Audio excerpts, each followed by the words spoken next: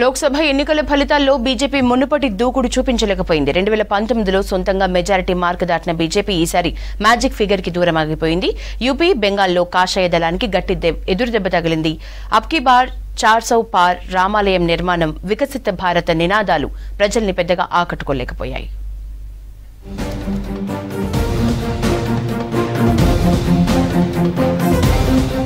లోక్సభ ఎన్నికల ఫలితాల్లో బీజేపీ జోష్ తగ్గింది. 2019లో సొంతంగా మెజారిటీ సీట్లు గెలిచిన బీజేపీ ఈసారి వెనుకబడింది. గతంలో 303 సీట్లు సాధించిన ఆ పార్టీ ఇప్పుడు 240కి పరిమితమైంది. ఎన్డీఏ కూటమికి 293 సీట్లు దక్కాయి. గత ఎన్నికలతో పోలిస్తే 59 సీట్లు తగ్గాయి. అధికారంలో ఉన్న ఎన్డీఏకి ఇండియా కూటమి గట్టి పోటీ ఇచ్చింది. అబ్కీ బార్ 400 పార్ అన్న మోదీ నినాదం పారలేదు.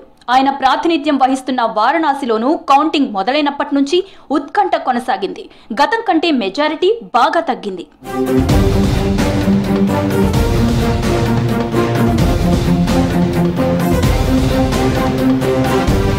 కేంద్రంలో మూడోసారి ఎన్డీఏ ప్రభుత్వం ఏర్పాటు కాబోతోందన్నారు ప్రధాని నరేంద్ర మోదీ. ప్రజలకు బీజేపీపై పూర్తి విశ్వాసం ఉందని చెప్పారు. ఎన్నికలను విజయవంతంగా నిర్వహించిన ఎలక్షన్ కమిషన్ కు కృతజ్ఞతలు తెలిపారు. ఎన్డీఏ గెలుపు వికసిత్ భారత్ స్ఫూర్తికి నిదర్శనమన్నారు మోదీ. और इस पावन दिन एनडीए की लगातार तीसरी बार सरकार बननी तय है. हम सभी जनता जनार्दन के बहुत आभारी हैं. देशवासियों ने भाजपा पर, एनडीए पर पूर्ण विश्वास जताया है. आज की ये विजय दुनिया के सबसे बड़े लोकतंत्र की जीत है. కొన్ని రాష్ట్రాల్లో ఈసారి బీజేపీ ఎంపీ సీట్ల సంఖ్య పెంచుకుంది. బీహార్, ఢిల్లీ, మధ్యప్రదేశ్, ఒడిశా, ఛత్తీస్గఢ్లలో ఎన్డీఏకి పోటీ లేకుండా పోయింది. ఒడిశాలో అసెంబ్లీతో పాటు లోక్సభకు జరిగిన ఎన్నికల్లో కాషాయ దళం దూసుకు వెళ్లింది. అధికార బీజేడీ జోరుకు బ్రేకులు వేసింది. అసెంబ్లీ ఎన్నికల్లో మొత్తం 147 స్థానాలకు గాను ప్రభుత్వం ఏర్పాటుకు అవసరమైన 78 ఎమ్మెల్యే సీట్లు సాధించింది బీజేపీ. ఒడిశాలో 8 నుంచి 20 ఎంపీ స్థానాలకు చేరుకుంది. దక్షిణాది రాష్ట్రాల్లో కర్ణాటక మినహా ఎక్కడా ఎన్డీఏకు చెప్పుకోదగిన సీట్లు రాలేదు. కర్ణాటకలో మొత్తం 28 ఎంపీ సీట్లలో బీజేపీ 17 కైవసం చేసుకుంది.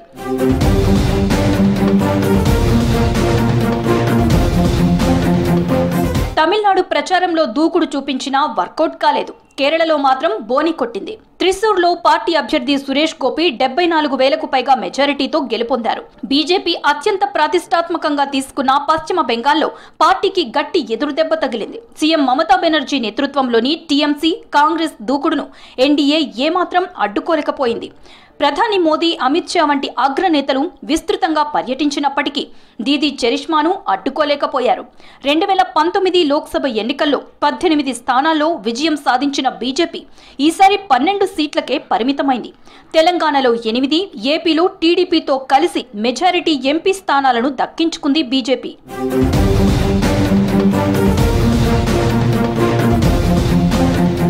నాలుగు 400 సీట్ల టార్గెట్ తో జనంలోకి వెళ్లిన బీజేపీ గత ఎన్నికల్లో వచ్చిన 303 మార్క్ ని అందుకోలేకపోయింది.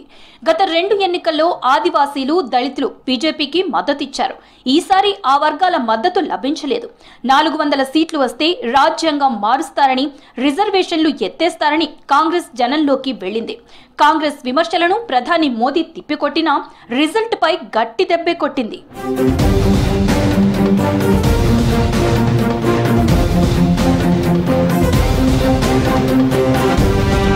తనకు మంచి పట్టున్న హిందీ రాష్ట్రాల్లోని బీజేపీ ఎదురీదాల్సి వచ్చింది. 83 సీట్లున్న ఉత్తరప్రదేశ్లో 33 సీట్లకే పరిమితమైంది. 2019 ఎన్నికల్లో యూపీలో బీజేపీ 62 సీట్లను గెలుచుకుంది.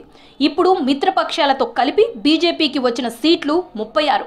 గతం కంటే ఈసారి సగం స్థానాలు తగ్గాయి. అయోధ్యలో రామమందిరాన్ని ప్రధాని మోదీ ప్రారంభించినప్పటికీ ఆ ఏరియాలో ఉన్న ఫైజాబాద్ ఎంపీ సీటును బీజేపీ కోల్పోయింది.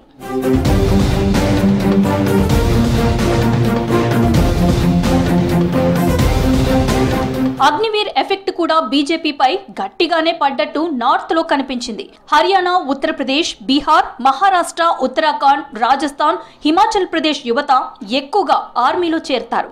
బీజేపీ తీసుకువచ్చిన అగ్నివీర్తో తమ ఆశలు అడియాసలైనట్టు యువత ఫీల్ అయింది.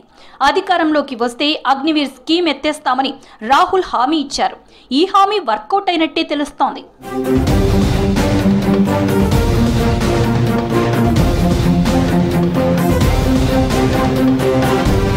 ఇండియా కూటమిని తక్కువగా అంచనా వేయటం కూడా బీజేపీకి మైనస్ గా చెప్తున్నారు. కాంగ్రెస్ ముఖ్యంగా రాహుల్ ని మోదీ, అమిత్ షా లైట్ గా తీసుకున్నారు. ఓ దశలో తమ స్థానానికి తగ్గి విమర్శలు చేస్తున్నారన్న ఆరోపణలొచ్చాయి.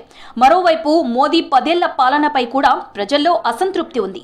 ఇంకోవైపు విపక్షాలు తమ హామీలతో ఓటర్లను ఆకట్టుకునే ప్రయత్నం చేశాయి.